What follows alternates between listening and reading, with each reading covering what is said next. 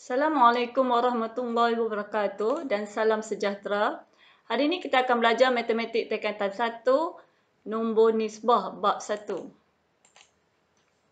Okey, hari ini kita akan tengok standard pembelajaran membuat pengiraan yang melibatkan gabungan operasi asas aritmetik bagi integer mengikut tertib operasi. Okey, bila kita ada gabungan operasi untuk integer, kita akan ikut tertib operasi seperti berikut, iaitu kita akan buat operasi yang ada tanda kurungan, kemudian darab atau bahagi, kita tengok dari kiri ke kanan dan seterusnya tambah atau tolak dari kiri ke kanan. Okey, mari kita tengok contoh seterusnya. Okey, kita ada contoh 7. Okey, soalan dia ialah selesaikan setiap yang berikut. Okey, kalau kamu perhatikan soalan A, kita ada darab, kemudian kita ada kurungan. Jadi kamu kena selesaikan kurungan dulu. Okey, buat kurungan dulu, negatif 2 tambah 3, kamu akan dapat jawapan 1. Selepas buat yang kurungan, barulah kamu darab dengan negatif 8 dan kamu dapat jawapan negatif 8. Okey, seterusnya untuk B. Kamu ada tambah, kemudian kamu ada kurungan. Kurungan bermaksud darab. Jadi kamu kena darab dulu 2 kurungan negatif 3. Jadi kamu darab dulu yang ni, kamu dapat jawapan negatif 6. Okey, negatif 6 dan dekat sini ada positif. Sebelum ni cikgu dah beritahu dalam video, pastikan di depan nombor dia ada satu saja simbol sama ada positif atau negatif. Jadi kamu guna kaedah darab ya. Positif darab negatif, dia akan dapat negatif. Jadi 7 tolak 6 dapat jawapan 1. Okey, kita tengok C. C kita ada tolak, bahagi, tambah. Jadi kita akan buat bahagi dulu. Okey, kita akan buat bahagi dulu. Jadi 12 bahagi negatif 2, kita dapat negatif 6. Okey, kita dapat negatif 6. Sekarang kena buka kurungan dulu. Sebab kita ada 2 simbol di sini. Negatif darab negatif dapat positif. Okey, kemudian kamu selesaikan. 4 tambah 6, 10. Tolak 1 dapat jawapan akhir 9. Kemudian kita ada D. Kamu selesaikan yang atas dulu, buka kurungan dia, positif, negatif, kita akan dapat negatif. Kemudian yang ni pun sama, negatif, negatif, negatif darab negatif, kita akan dapat positif. Kemudian kamu selesai macam biasa dan dapat jawapan akhir, negatif 14. Okey, kamu boleh cuba ya, dekat sini ada beberapa contoh menggunakan kalkulator. Jadi kamu boleh cuba tekan guna kalkulator. Okey, seterusnya. Bagaimanakah anda menghuraikan hukum operasi aritmetik? Okey, kita ada aktiviti penerokaan 5. Okey, kamu boleh rujuk dalam buku teks kamu. Cuma di sini cikgu nak huraikan sedikit ya. Okey, kalau kamu perhatikan A tambah B adalah sama juga B tambah A. Sama. Dia akan dapat jawapan yang sama. A darab B akan jadi B darab A. Sama. Kamu boleh tukar tempat. Dan hukum ni dipanggil hukum kalis tukar tertib. Kemudian kita ada yang kedua ya. Untuk semua nilai A, B, C, kamu tengok A tambah B tambah C. Kamu boleh buat A tambah B dulu, kemudian baru C, ataupun A tambah B tambah C. Maksudnya kamu buat B tambah C dulu, barulah A. Mana-mana satu pun boleh. Untuk darab pun macam tu. Kamu nak darab AB dulu pun boleh, ataupun BC dulu pun boleh. Terpulang. Ini dipanggil hukum kalis seketuan. Seterusnya, untuk ini pula. Yang ni berbeza sikit ya. Yang ketiga ni, A darab B tambah C. Ini maksudnya buka kurungan. Kamu kena darab dalam kurungan. A darab B tambah dengan A darab C. Ini maksud dia. Macam tu juga dengan untuk tolak. A darab B tolak A darab C. Okey, seterusnya. Yang keempat, kita ada A tambah sifar, dia akan dapat A darab sifar jadi sifar A darab 1 sama dengan A.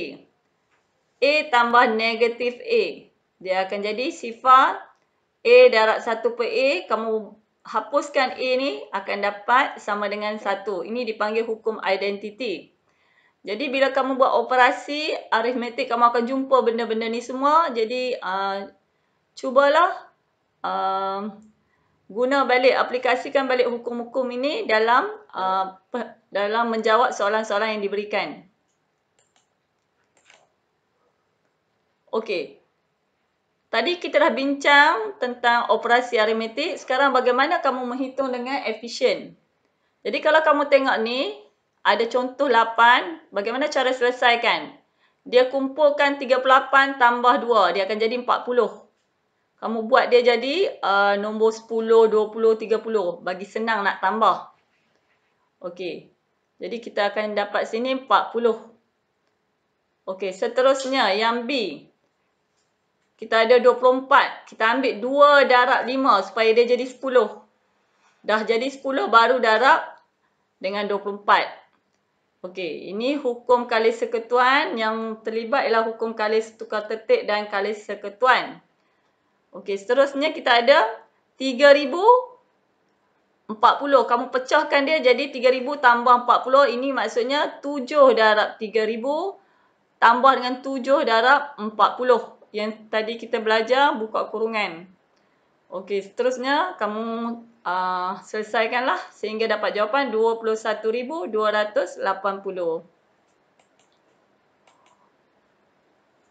Okey, kita ada sedikit soalan penyelesaian masalah yang melibatkan integer. Okey.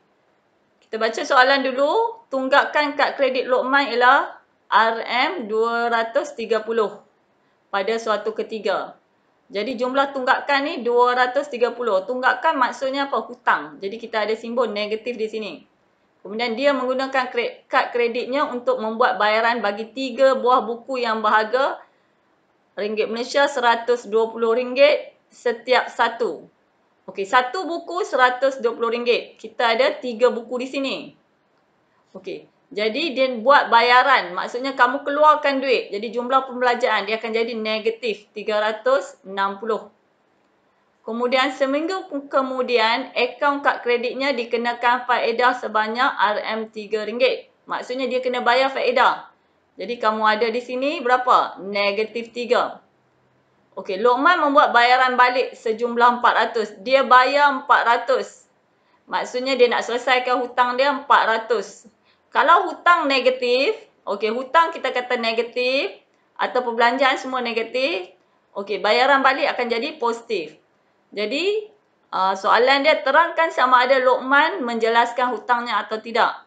Jadi, kamu buat pengiraan iaitu baki akaun kad kredit kamu berapa? Baki kad kredit kamu mula-mula kamu masih berhutang negatif 230. Kemudian kamu tambah dengan kamu buat pembelian. Jadi duit keluar lagi negatif 360. Tambah dengan bank kenakan faedah negatif RM3 kamu kena bayar. Dan akhir sekali kamu tambah 400 iaitu kamu buat bayaran untuk mengurangkan hutang. Hutang negatif jadi buat bayaran akan jadi positif. Selesaikan kamu dapat negatif 193. Jadi bila nak jawab soalan ni, kamu kena tulis dalam bentuk ayat. Mesti tulis dalam bentuk ayat. Jangan tinggal begini saja.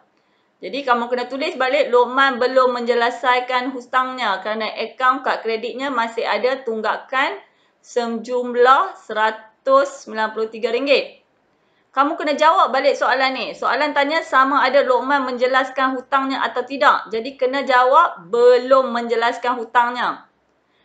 Lepas tu soalan kata terangkan. Maksudnya kenapa dia belum menjelaskan hutangnya. Jadi kamu kena bagi alasan. Kerana akaun kad kreditnya masih ada tunggakan atau hutang sejumlah 193.